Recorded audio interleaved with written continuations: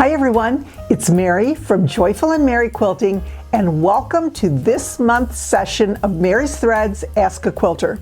In today's session we have 4 letters. One is about feed dogs not feeding, one is about building confidence with new techniques, one is about what to do when your fabric stash feels out of control, and then finally, how do I select a pattern after you've already bought the fabric. So this is a place where we celebrate the way you quilt. We say goodbye to the guilt and the pressure that too often sneaks into our sewing rooms. Each one of us brings a different style, different preferences, different experience levels, and all our own beautiful quilting personalities to the table. So what's our motto? We love how we quilt, we are done with guilt, and we kindly don't care what others think we should do.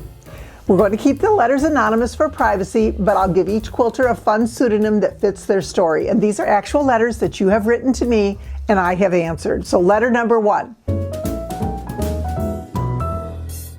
This is from Feeding My Feed Dogs. Dear Mary, I have a question.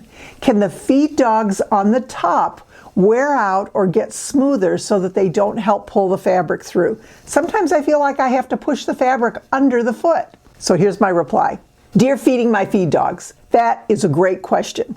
I had to do some research on this in order to answer the question, and here's a few things that I found out. First of all, if you're not familiar with what the feed dogs are, they are located under the presser foot. They kind of have a graded look to them, and they move back and forth, pulling the fabric under the needle as you're sewing. Yes, feed dogs can wear down, but you know what? It's really uncommon. In fact, the teeth on the feed dogs are made from hardened metal, so they usually don't get smooth unless maybe the machine might have extremely high mileage, or maybe you're using the wrong presser foot pressure and it's too light and you're not feeding things through, or maybe there's some long-term buildup of lint and debris underneath the foot. Those are all possibilities. So here are the most common reasons it feels like you have to push your fabric under the needle. First of all, number 1, lint can get packed around the feed dogs, which is why we really need to make sure we keep our machines clean.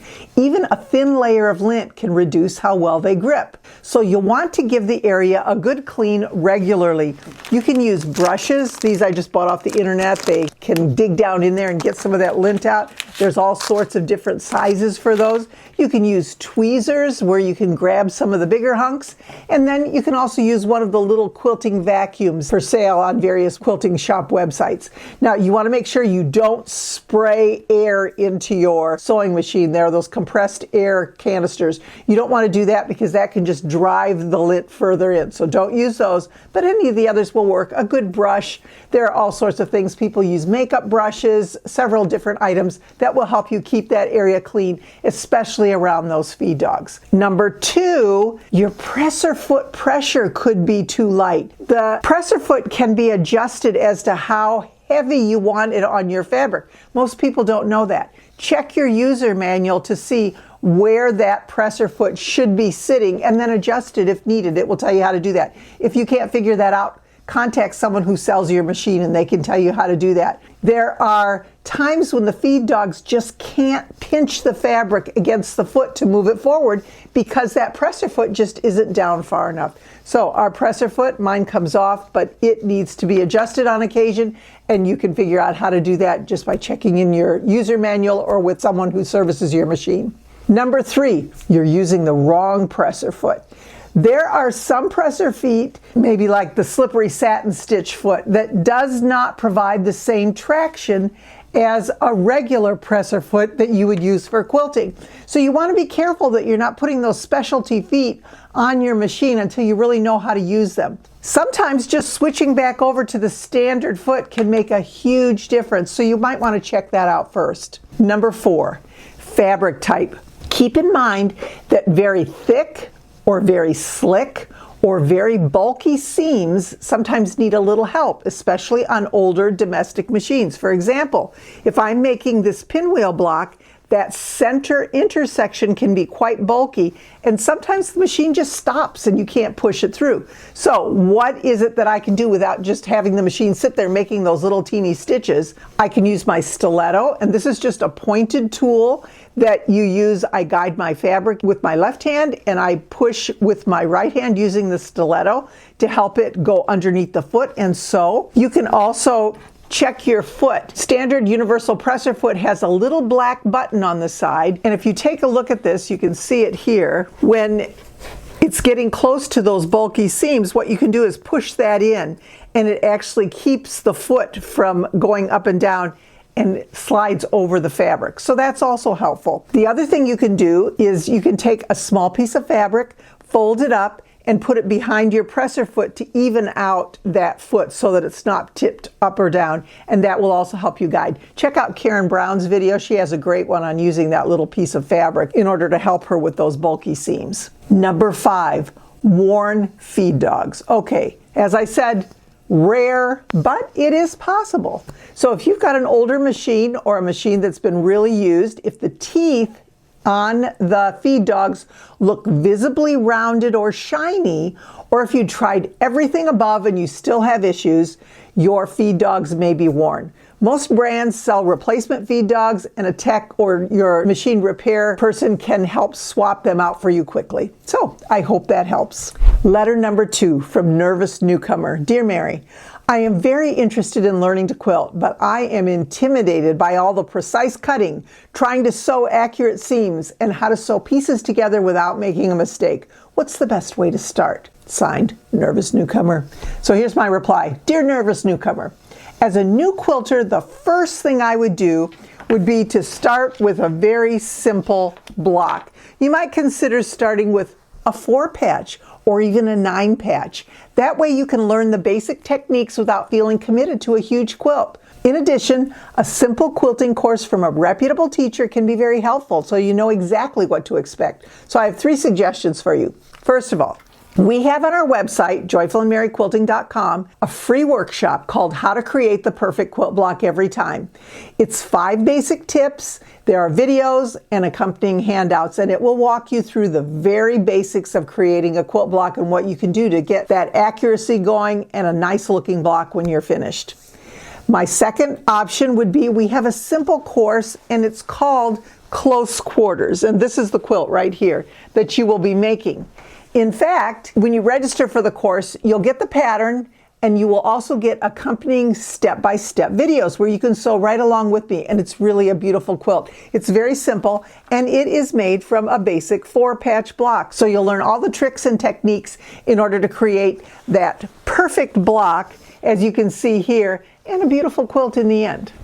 Number 3, if you'd like to delve deeper into quilting, our beginning quilting course called Beginning Quilting from Novice to Confident Beginner is a great way to learn the basics. The link to these options will be in the description below. Letter number 3. This is from Stash Overload. Dear Mary, my fabric shelves are overflowing. I love all of it, but I'm starting to feel more overwhelmed than inspired. Signed, Stash Overload. Dear Stash Overload, I absolutely understand. We all get it. Many of us as quilters have those overflowing shelves. They're filled with beautiful fabrics from years gone by, and for one reason or another, we haven't used them. Maybe we bought them without a project in mind, or maybe they're just too pretty to use and cut up, or maybe they just aren't our style any longer, and so on the shelves they sit. So here's what you may want to do. Every so often for me, usually during Scrapbusting month, and that's January, I sort my fabric into must keep, maybe, and donate piles. I keep what truly inspires me. I can donate the rest to guilds, to friends, or to charities or groups who will use it, and I do it without guilt. Well, maybe a little guilt, because you know what, I am a quilter, but it's amazing to me how much more creative you feel when you remove the fabrics that you just don't plan to ever use. And keep in mind, if you go to our website, we have some great scrap busting patterns. This is our Embracing Our Scraps pattern. And I used scraps. I did not purchase anything in order to make this. I did it in January, scrap busting season. We also have another course, Discovering Stars Among the Scraps. Again, it's a hunter's star variation using scraps. And then this year's Scrap Crossing quilt, which we also have in our store, where you can make a beautiful scrap quilt, kind of organized, scrappy, and use up those fabrics without purchasing anything. You can take your fabrics that are so beautiful and that you love and turn them into a quilt without any cost or trouble at all. I love doing that every year, and it's a really good option. Letter number 4 This is from Pattern Puzzled. I'm going to include the entire message from Pattern Puzzled just because it was so sweet and I want her to know how much I appreciated her message, and so I want to share it with each of you. This was just the nicest thing. It made my day. She said, "Dear Mary, I want to start off by saying how much I enjoy your videos. Your knowledge of quilting is incredible and I am so thankful that you share it with us." Just made my day. "I just recently began my journey in quilting and watching your videos has helped me tremendously.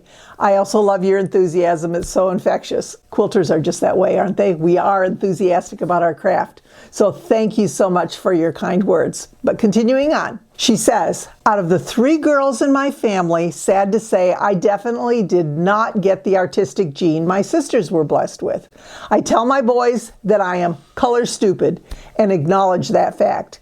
I buy layer cakes, jelly rolls, fat quarter bundles, and the sort since they come already packaged with the best color combinations. So here's the issue." And she continues on, "I have a growing stash of fabric that touched my heart. So I'm very excited to make lots of quilt, but my question now is, once you have a beautiful fabric, how do you pick a pattern to best showcase the material?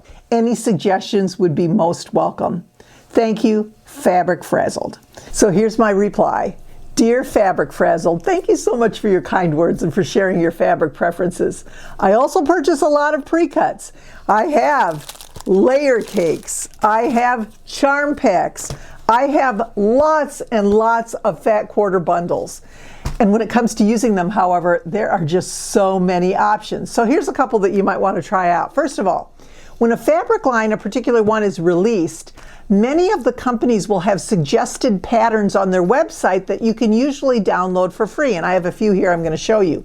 Many of those are made by quilters who collaborate with the fabric company, and you know what? There are a lot of really great suggestions and cute patterns out there. I'm going to show you a few. First of all, this is one that I found by Robert Kaufman Fabrics. It's called Floating Jewels, and it's so pretty, and it's really a detailed pattern.